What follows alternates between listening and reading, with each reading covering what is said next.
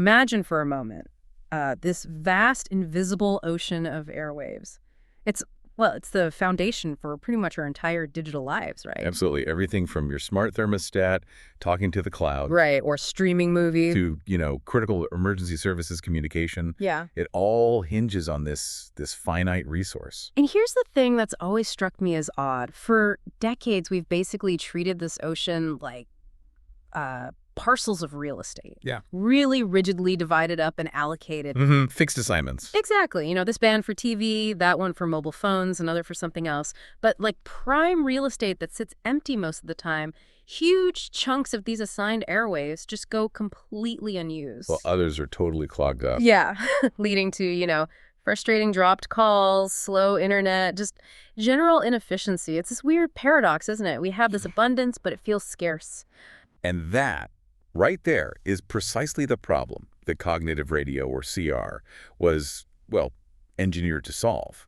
It's a really transformative technology, designed to make full, dynamic use of our spectrum resources. Okay, so dynamic is the key word here. Definitely. Think of it as a super intelligent radio. It's self-aware, almost. Unlike, traditional radios fixed to specific frequencies, a cognitive radio system can actually sense its environment. It learns the patterns of use around it. Learns? How so? Well, it observes which frequencies are busy and when, and then it adapts its transmission parameters, like frequency or power, in real time. The goal is to opportunistically harness what we call white spaces. White spaces, those are the empty spots you mentioned. Exactly, those temporarily unused bits of the licensed radio spectrum. This smart adaptability, it doesn't just improve efficiency, though, that's huge.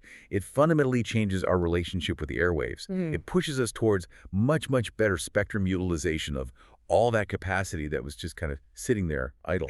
So it's about being smart, agile, finding those empty lanes on the digital highway, and jumping into them when they're free. Okay.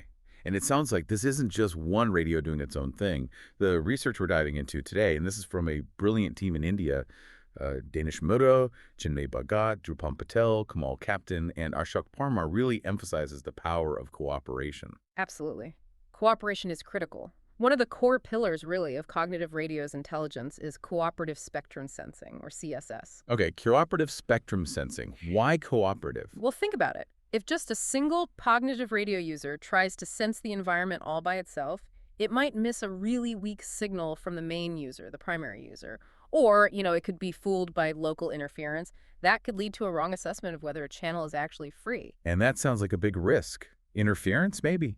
A huge risk. You could interfere with the license user, which is bad. So CSS overcomes this by having multiple cooperating secondary users, the paper called them CSUs, these are your unlicensed devices, basically work together. They sense a specific band collaboratively, like a team of listeners. Ah, okay. Multiple ears are better than one. Precisely. They act as a collective pair of ears, checking if that licensed primary user is currently broadcasting. Then, each CSU reports its own individual observation back to a central hub. This is called the Fusion Center, or FC. The Fusion Center, so that's like the brain of the operation. You got it. The FCC acts as the network's brain.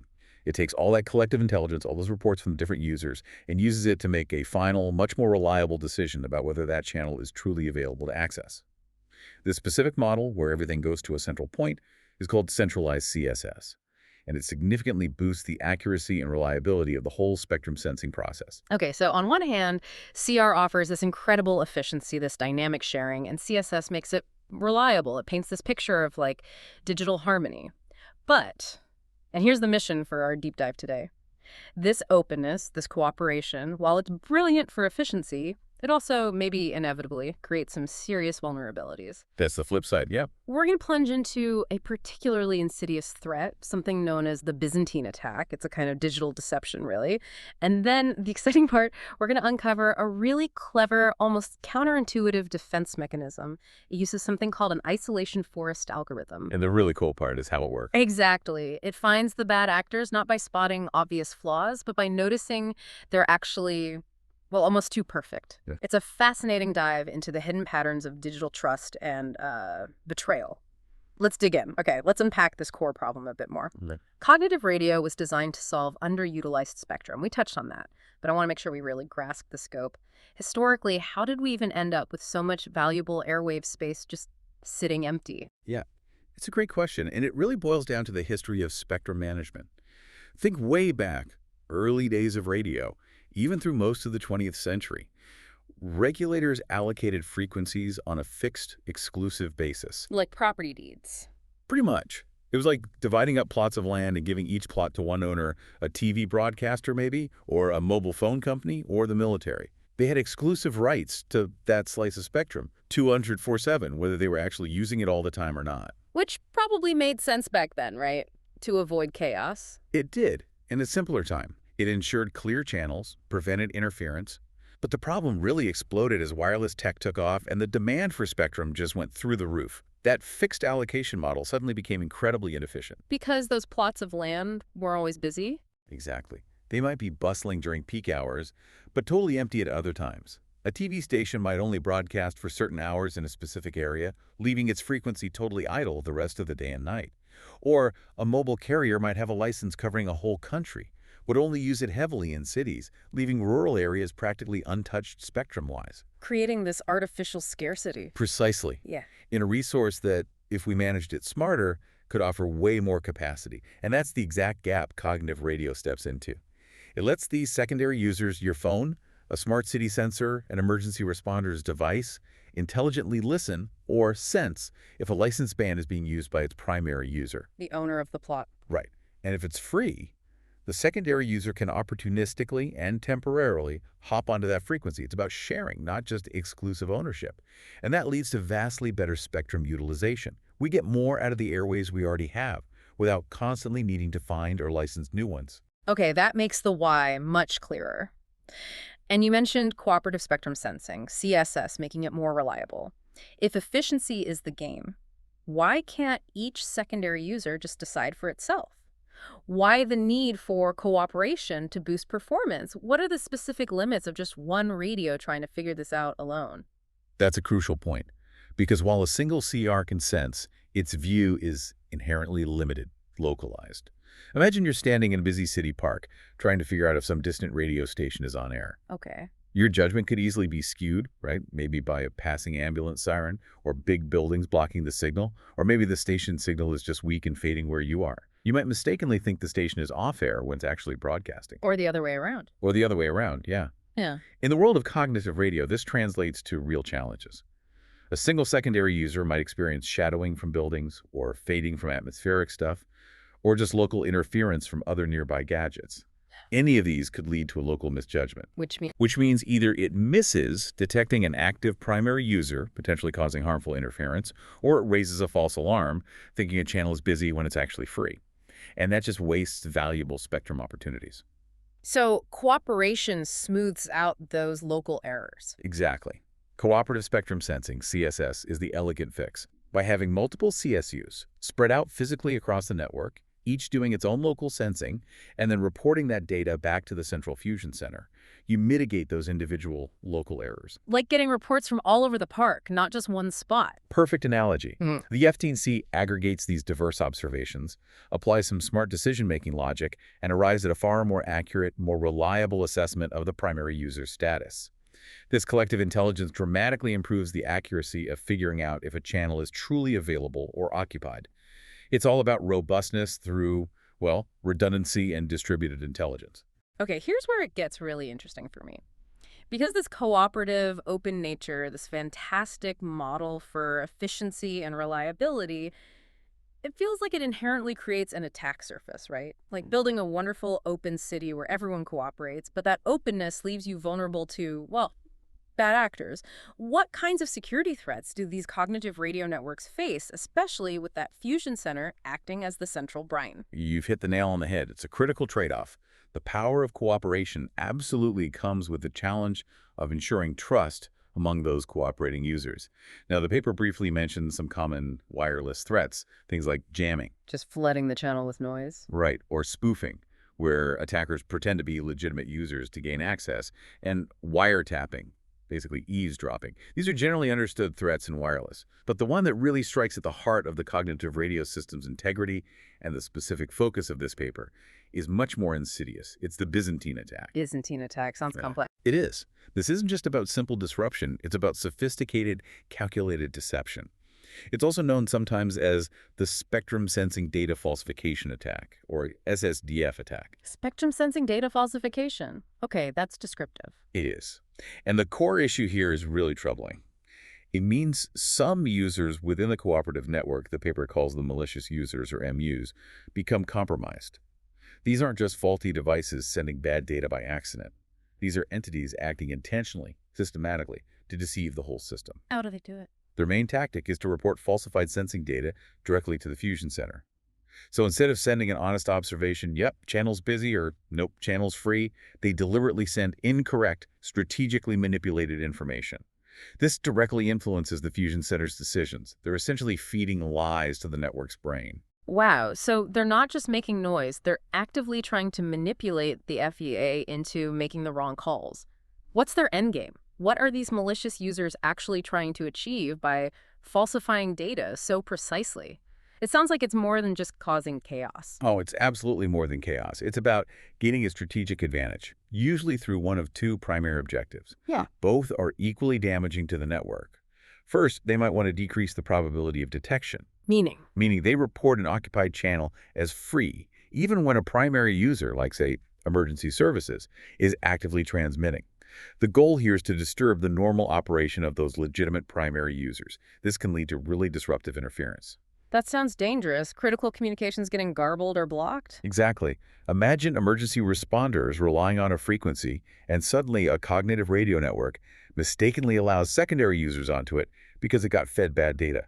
It could lead to dropped calls, garbled messages, maybe even complete communication blackouts in a crisis. It's serious. Okay, that's one goal. What's the other? The second main goal is to increase the probability of false alarm. Here, they do the opposite. They report an idle channel as occupied. Why would they do that? The intention here is simply to deprive access to genuine secondary users, the ones who legitimately want to use that available spectrum. Think of it like digital squatters falsely claiming an empty building is occupied, just to stop anyone else from using it. So they block legitimate users, creating artificial scarcity again. Precisely. They hinder network efficiency. The overall impact of a Byzantine attack is, well, devastating. It's multi-layered. It doesn't just make an idle channel get declared busy, which wastes spectrum and cuts capacity. It also causes that excessive, harmful interference to the primary users who actually own the license for that spectrum. It directly undermines the whole point of cognitive radio. And what's in it for the attackers? For the malicious users, the gain is clear. By successfully manipulating the fusion center, they might gain more opportunities for their own communication. Maybe they're running their own illicit network, or they just want to hog bandwidth. But it's always at the direct expense and loss of genuine, legitimate users. It's a calculated act of digital theft and disruption. So boiling it down for us, the users, Yeah. whether it's just our daily phone use or critical infrastructure, this could manifest as anything from really frustratingly unreliable connections, constant drops, Yeah, slow speeds, Wi-Fi failures. to potentially catastrophic disruptions of essential services, Hmm. or legitimate signals just getting drowned out. It sounds like a fundamental breakdown of trust in the network itself. It truly is a breakdown of trust, and the consequences are very real, very tangible for everyone. For the everyday user, yeah, it translates directly into that frustrating, unreliable wireless experience. Dropped calls, slow data, smart home devices acting up. These aren't just small annoyances. They really undermine our reliance on seamless connectivity. And for critical systems. For critical infrastructure, the implications are way more severe. We're talking about systems relying on these networks for real-time data control, communication. Think smart grids, automated logistics, public safety comms during emergencies. If those signals are compromised or access is blocked because of a Byzantine attack, it could seriously impact public safety, economic activity, even national security, the integrity of that spectrum sensing process. It's not just some technical detail, it's absolutely foundational to the promise of CR in our connected future, which is exactly why defending against this specific type of attack is so vital. Okay, given how damaging this is, it's no shock that researchers have been working hard on solutions. The paper we're looking at mentions some existing defense strategies. This isn't a brand new problem, right? Can you give us a quick rundown of some of those maybe more traditional approaches to fighting Byzantine attacks? And importantly, what are their limitations? Why aren't they the complete answer? Right, yeah. Byzantine attacks have definitely been a big focus in CR research for a while now, and lots of clever defense strategies have been proposed. The goal is always to help that fusion center spot and somehow neutralize these malicious users. The paper mentions a few interesting examples. For instance, some strategies use a Bayesian learning algorithm. Bayesian. That's about probabilities based on prior knowledge. Exactly. It learns from historical data what normal looked like before, as well as the current incoming data, trying to predict who's likely acting maliciously. It builds profiles, essentially. Okay, what else? Another approach uses something called Kullback-Leibler divergence, or KLD. It's a statistical tool, basically measuring how much one probability distribution differs from a reference one. So you could compare a user's reported data pattern against the expected pattern and flag big deviations. Looking for statistical anomalies, sort of. In a way, yes. Then you have entropy-based schemes. Entropy measures randomness or unpredictability. So these schemes look at the sensing reports. If a user's reports are suddenly too predictable, or maybe too random in a weird way, that could be a red flag. And there are also decision mismatch methods. These compare the local decisions made by individual radios with the big overall decision made by the fusion center over time, looking for users who consistently disagree with the consensus. Wow, okay, that sounds like a pretty sophisticated toolkit already exists. So if these methods are out there and are pretty clever, what makes this new approach using this isolation forest thing stand out? What's the new angle they're bringing that maybe these other methods don't quite capture? That really is the fascinating core of this paper, and it does kind of shift the perspective. While those existing methods are definitely valuable, many of them tend to rely on identifying known attack patterns or operate based on hitting predefined thresholds. They're generally good at spotting the kinds of bad behavior they've been trained to recognize. But attackers adapt, right? Precisely. What happens when attackers get smarter? When they figure out how to blend in better, rather than sticking out like a sore thumb? That's where some traditional methods can start to struggle. They might miss the more subtle manipulations. So the isolation forest takes a different tack. Fundamentally different. This paper proposes an isolation forest-based anomaly detection algorithm. The core idea isn't to hunt for a specific signature of a Byzantine attack. Instead, it's designed to identify anomalies or outliers in the data, pretty much regardless of what that anomaly specifically looks like or represents. Anomalies, just things that are different from the norm. Exactly. Think of anomalies simply as data points that behave differently from the vast majority of normal instances. What makes isolation forest really unique and powerful here is that it's an unsupervised learning approach. Unsupervised, meaning it doesn't need pre-labeled examples of attacks? Correct. That's a critical distinction. It doesn't need to be trained on a huge data set saying, this is good data, this is a Byzantine attack. It learns purely from the inherent structure of the data itself. It identifies these anomalies by basically isolating the outliers. So it's not looking for a specific pre-programmed bad guy signature, like a known pattern or a threshold being crossed. It's more like it's looking for anything that just doesn't quite fit the overall picture, anything that feels a bit off or unusual about the data being reported, even if it's subtle. You've nailed it. It's about finding the different rather than specifically hunting for the bad that you've already defined. Imagine you're at a party trying to spot someone who maybe doesn't quite belong. You could look for someone wearing, I don't know, a bright orange hat, if you know that's the bad signature. But a more subtle way might be to notice someone who just isn't interacting like everyone else, or is standing in an odd corner, maybe too quiet, too separate. They don't have an obvious bad marker, but they're clearly different from the crowd. That's kind of the essence of how isolation forest thinks. How does it actually do that? How does it isolate these different points? Conceptually, it's actually quite elegant. It builds on the idea of a decision tree algorithm, but uses it in a novel way. An isolation forest starts by initializing an ensemble of these trees, basically, a whole bunch of them, a forest. Okay, a forest of decision trees. Right. Then, for each tree, it goes about isolating individual data points. It does this by recursively partitioning the data. It randomly picks a feature, say, the reported energy level from one user, and then randomly picks a split value within the range of that feature. It keeps splitting the data this way, dividing it into smaller and smaller groups, until each individual data point is all by itself isolated. And how does that help find anomalies? Here's the crucial insight. Anomalies, by their very definition, are few and different. They don't have many close neighbors like the normal points do. Because of this inherent differentness, they are incredibly susceptible to being isolated. You don't need many random splits to separate an outlier from the main crowd. They end up being isolated very close to the root of the tree, meaning the path to isolate them is short. Like finding a single red ball in a huge box of blue balls, you can spot it and pick it out quickly. Exactly. Perfect analogy. Normal data points, however, are numerous, and they tend to cluster together with lots of similar points. To fully isolate one specific normal point buried deep in its cluster, the algorithm has to make many, many more random splits. These normal points, therefore, end up isolated much deeper in the tree, requiring a longer path from the root. Okay, so shallow paths mean likely anomaly, deep paths mean likely normal point. That's the core logic. The paper uses figure 1 to illustrate this. Imagine point G is a normal point, deep in a cluster. Isolating E's needs lots of partitions, making the path length or tree height to reach it large. But point nu, an anomaly sitting out on its own, can be isolated with just a few cuts. Its path length is short. So if a data point gets isolated quickly with only a few splits, it's highly likely to be an anomaly. If it takes many, many splits to finally separate it, it's probably a normal expected data point. It's a really clever way to leverage randomness to identify the unusual. That is seriously clever. It feels almost backward, doesn't it? You're not looking for something that matches a known bad example. You're looking for something that's just too easily separated from the normal crowd. Okay, but how does this connect back to spotting those malicious radio users, especially if they're trying to hide? My gut instinct still tells me the malicious users would be creating more weird data, more anomalies, not fewer. Where's the leap? You're right to question that. That's where the core intuition of this paper, the real aha moment, comes in. And it completely flips our usual assumptions about spotting bad guys. To get it, let's quickly recap the system's normal behavior again.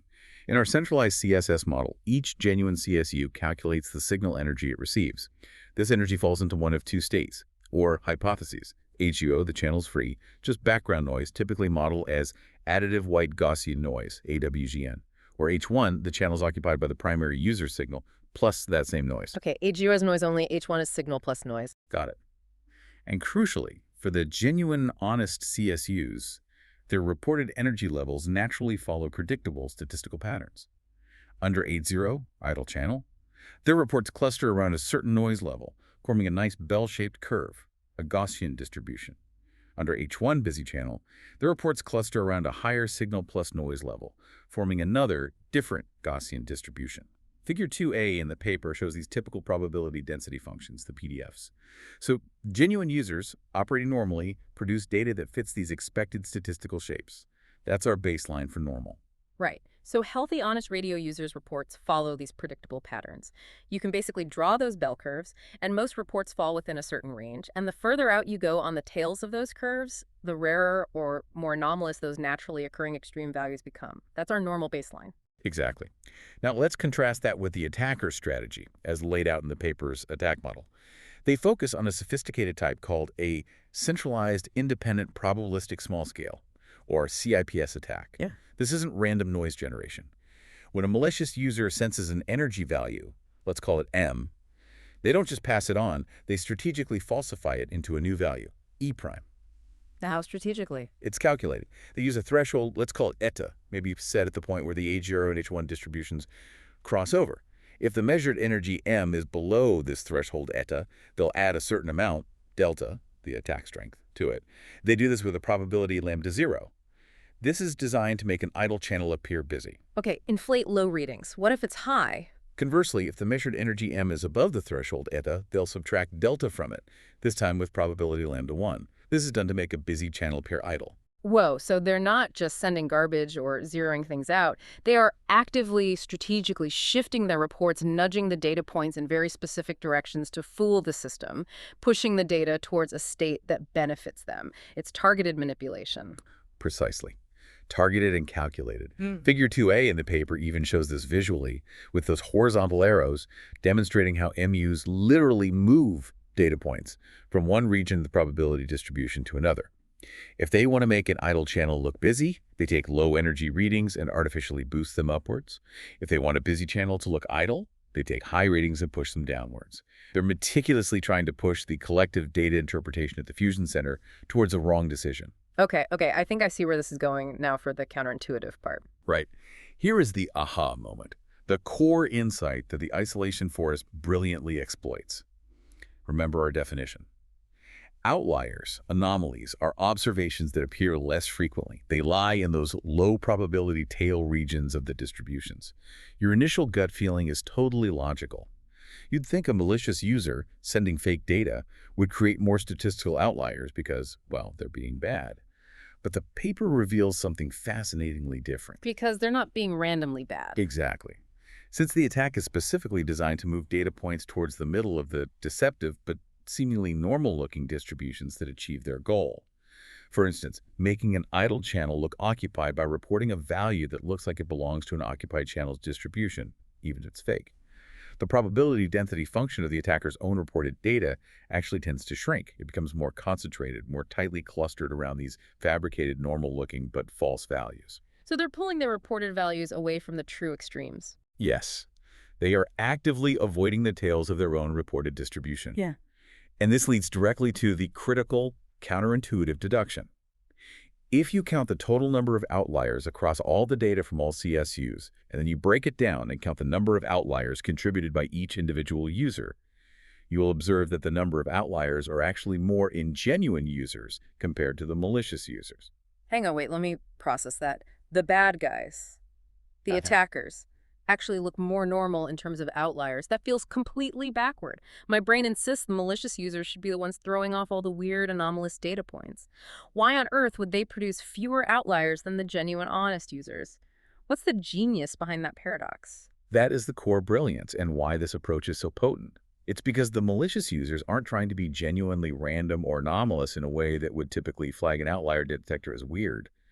They are actively, carefully manipulating their data towards deceptive, but often less statistically extreme values. They're trying to blend in with a false narrative. They want to look like a normal case of the wrong hypothesis. Precisely.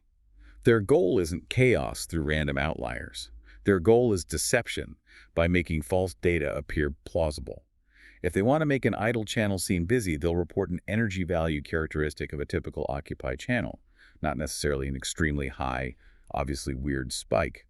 They're aiming for deceptive normalcy, subtly shifting the perceived average to trick the FBC. Okay. And genuine users? Genuine users, operating normally in the messy real world, are subject to all the natural variations, noise bursts, fading, interference fluctuations. Sometimes, due purely to these real environmental factors, they will naturally produce truly rare or extreme readings. These are the natural outliers reflecting the environment's true complexity. The malicious users actively avoid producing these natural extremes because those wild values wouldn't serve their purpose of targeted deception. They want to shift the average perception, not create easily detectable spikes or dips. Okay. The attackers are too controlled, too focused on their goal to produce the random weirdness that naturally occurs. You've got it. Look at figure 2b in the paper again. It shows the effect. The PDF of a malicious user under age 0, when the channel is really free, gets pushed to the right. They report higher energy to fake an occupied state. Under age 1, when it's really busy, their PDF moves to the left, reporting lower energy to fake an idle state. In both cases, they're moving their data away from the true distribution's tails and into a zone that looks normal for the wrong state. This concentration makes their own reports less likely to fall into the extreme tail regions, meaning they're less likely to be quickly isolated by an isolation forest and flagged as outliers. So the algorithm catches them by noticing their lack of natural variation. Exactly. Therefore, the proposed algorithm works by separating MUs from GUs based on this very principle, the number of anomalies they produce. CSUs whose anomaly count falls below a certain predefined threshold are the ones declared malicious. It's remarkable leveraging the attacker's attempted camouflage against them. This is incredibly clever. It really is like catching a criminal because they're too clean, too average, their data is too perfectly unremarkable, rather than flagging them for being overtly messy. It totally flips the script on spotting malicious behavior. And the beauty is, like you said, it doesn't need to know the specifics of a Byzantine attack, just what normal variation looks like. Okay, so that's the theory. Brilliant intuition. But the real test, as always, is, does it actually work under pressure?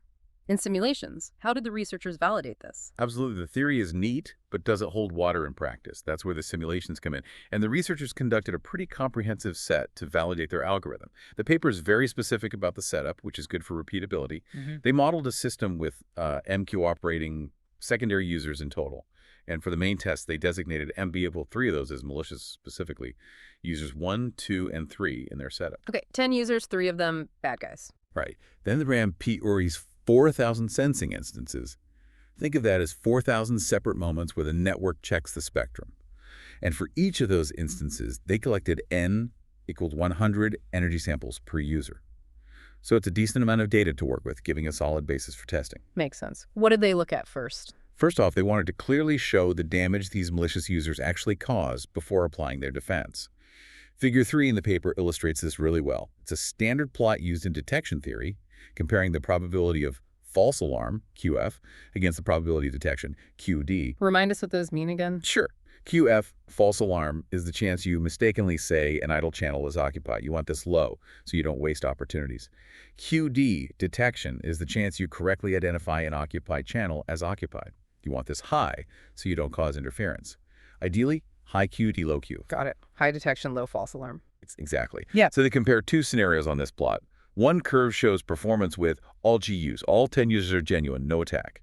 The other curve shows with MB equals 3 MUs, the network under attack from those 3 malicious users. The difference is stark. How bad is it? Well, let's pick a typical operating point, say a false alarm probability, QF, of 0.1. Without any attack, the probability of detection, QS, is a respectable 0.6. But under attack from just those 3 MUs, that detection probability plummets to 0.42. Wow, from 0.6 down to 0.42. Yeah. That indicates the detection capability degrades by a massive 30% when these malicious users are active. 30%. That's a huge hit to the network's reliability and efficiency. A 30% drop in correctly spotting when the channel is busy. That's not just a little glitch, that's huge. Imagine, like you said, critical comms, or just your own connection, failing 30% more often because of these attackers. That really drives home the impact. It basically cripples a big chunk of the benefits CR is supposed to offer. Precisely. It fundamentally undermines the reliability and accessibility cognitive radio aims for. But this is where their work gets really exciting. The simulations then show the positive impact of their defense. The paper demonstrates clearly that once these MUs are detected using their proposed isolation forest algorithm, you can effectively identify them. In a real system, you then eliminate or isolate them from influencing the fusion center. And this leads to significantly improved performance. How much improvement did they see? Looking at that same operating point, QF equals 0.1, they found that after removing the identified malicious users, the detection performance, QD, increased by a very solid 16.67%. Yeah, okay, so it doesn't get all the way back to the perfect 0.6, but recovering over 16% is a big step up from the attack state. It's a very significant recovery, yeah. Yeah, it proves the defense isn't just theoretical. It actively restores a good chunk of the network's integrity and makes it much more resilient. And they note, logically, that if the attack was even more severe, maybe higher attack probabilities, causing an even bigger initial drop, then eliminating the MUs would yield an even more dramatic improvement. It really validates the core idea. Finding these two normal attackers works. That's a strong proof point. It shows the defense can practically restore network integrity. But what about different conditions? Real networks aren't always the same, right? Signal strengths vary, noise levels change, traffic patterns shift. Does this clever algorithm hold up when things get messy? Because robustness across diverse scenarios is key for anything real world. That's absolutely the next critical question they tackled. And yeah, the paper details rigorous testing to show the algorithm isn't just a one-trick pony. They systematically tested several diverse scenarios to make sure it's robust. Okay, like what? First, they looked at varying the signal-to-noise ratio, or SNR. This is crucial testing how well it works when the signal's clear versus when it's buried in noise. They used a balanced data setup for this. 50% chance the channel is idle, H arrow, 50% chance it's occupied, H1, mimicking typical usage. Then they compared results at a low SNR of negative 10 dB, that's a pretty noisy environment, shown in figure 4A against a higher, less noisy SNR of negative 5 dB, shown in figure 4B. And intuitively, you'd think more noise might make it harder to spot the manipulators, right? Maybe their subtle shifts get lost in the static. That's a very reasonable assumption. Yeah. But the results were actually quite impressive. They found that in both the low SNR, negative 10 dB, and the higher SNR, minus 5 dB cases, the malicious users were perfectly detected. The algorithm wasn't easily fooled or masked by the different noise levels. Really? Perfect. Yeah, looking at those bar plots in figures 4A and 4B, they show the anomaly scores for each user. There's a yellow dashed line representing their detection threshold. The red bars are the malicious users, users 1, 2, 3, and they are consistently, clearly way below that line in both noise conditions. It's a strong visual confirmation that it works well even when the signal quality varies. Okay, robust to noise. What else? Next, they tested how it handles different data proportions. What if the network isn't seeing a 50-50 split of busy and idle channels? Real networks can have fluctuating availability, so they set up a scenario, shown in Figure 4C, where the data was heavily skewed. 70% of the samples represented an idle channel, H0, and only 30% represented an occupied channel, H1. This simulates a network that happens to find the channel free most of the time. Right, so does that inherent bias in the data confuse the algorithm? If most reports should be idle, does it struggle to spot MUs trying to fake that? Another great test for robustness. But even with this skewed 70-30 distribution, the algorithm still clearly detected the malicious users. Users 1, 2, and 3 were again accurately identified, their anomaly scores sitting well below the threshold. It shows the algorithm is resilient to variations in the underlying channel usage patterns. It can distinguish the manipulation even when the normal baseline is skewed. Impressive. Okay, noise levels, data balance. What about the attack itself? Good point. They look at the number of malicious users. Figure 5 shows this. They vary the number of MUs from just 1 up to 4 out of the 10 total users. This is super important. Practically, does the defense work if it's just one compromised device, or does it scale if there's a bigger coordinated attack? Yeah, that seems critical. A defense needs to work against lone wolves and gangs. So how did it do? It held up perfectly again. In each case, 1 MU, 2 MUs, 3 MUs, 4 MUs, the proposed algorithm successfully detected them. Again, looking at the plots, the users designated as malicious consistently fall below that dotted threshold line, clearly separated from the genuine users. It confirms the algorithm's ability to identify threats regardless of the attack scale or density within the network, which is a big plus. Okay, that covers scale. What about the intensity of the attack? Ah, yes, the final and maybe toughest test. The always attack scenario. This represents the absolute worst case, most aggressive attack. It's shown in Figure 6. Here they set the attack probabilities, lambda 0 and lambda 1, both to 1. Meaning the malicious users always reported the misleading energy value. Every single time. No truthful reports mixed in. Constant, relentless lying. Wow. That sounds like the ultimate challenge. If they're always deceptive, never giving a true report to maybe blend in better, surely that makes them harder to spot. It feels like they just establish a new false baseline. You think so. It feels like constant deception should be the best camouflage. But, remarkably, the finding here is that even in this extreme case of nonstop, unwavering deception, the proposed algorithm still clearly detects the malicious users. Their anomaly scores remain significantly below the threshold, just like in the other scenarios. Even when lying 100% of the time? Even then, it's a very powerful result. It suggests the algorithm is incredibly robust because it's tapping into that fundamental, counterintuitive truth about their data patterns. It doesn't matter if they're always lying. How they are forced to lie to achieve their goal makes their data less variable in the specific way isolation forest measures, compared to natural randomness. It reveals them anyway. This is genuinely impressive. The algorithm seems remarkably solid, effective against these sneaky Byzantine attackers across a whole spectrum of realistic, challenging conditions. Different noise, different traffic, different numbers of attackers, even different attack intensities. It holds up. It feels like a really significant, practical step forward for securing these cooperative wireless networks. And honestly, it's just a great example of thinking outside the standard security box. So let's bring it all together. What does this all mean for you, the listener? Whether you're someone actually building these next-gen wireless systems or just someone like me who relies on having solid, reliable connectivity every single day. Yeah, we've covered a lot of ground today, haven't we? It's been a fascinating journey. We started by looking at how cognitive radios are this really ingenious solution for managing our crowded airwaves, aiming for much greater efficiency and access. Getting more out of what we have. Exactly.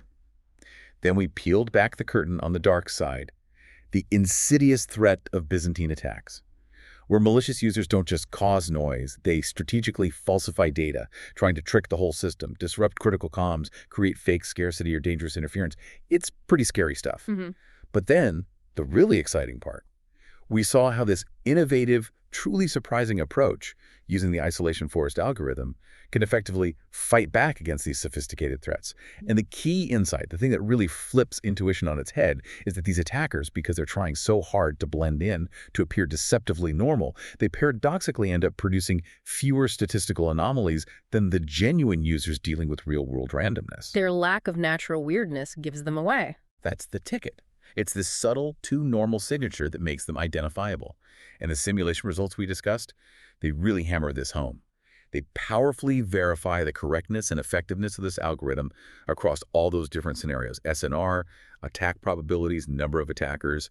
It consistently performs well, showing it can accurately detect these threats pretty much regardless of how many MUs are in the network. Mhm. It really does suggest a path towards adaptive wireless systems that are also intelligently secure. And I think this deep dive, it's not just about radio tech, is it? It feels like a broader lesson. It's a powerful illustration of how a really nuanced and sometimes, like you said, profoundly counterintuitive understanding of data patterns can be our absolute best asset in securing complex systems. It's a reminder that sometimes the best defenses aren't about spotting what's obviously wrong or chaotic, but about noticing what's subtly too right, maybe too consistent, too clean, in a world that's inherently messy and variable. Well put. It's about identifying deception not just by its errors, but sometimes by its unnatural precision. It challenges us to look beyond the obvious flags. Exactly. So, to leave you, our listeners, with a final provocative thought to chew on, think about how this core principle, this idea of detecting bad intent, by identifying patterns that are actually too normal or too consistent, might apply far beyond just wireless network. Where else might we see this? Right. In our increasingly data-driven world where data integrity is absolutely paramount everywhere, could this counterintuitive insight be a key to uncovering, say, financial fraud where transactions look unnaturally smooth? Or detecting sophisticated bot networks online that mimic human behavior just a little too perfectly? Or even spotting subtle manipulations in other complex systems, maybe from predictive algorithms to social media feeds?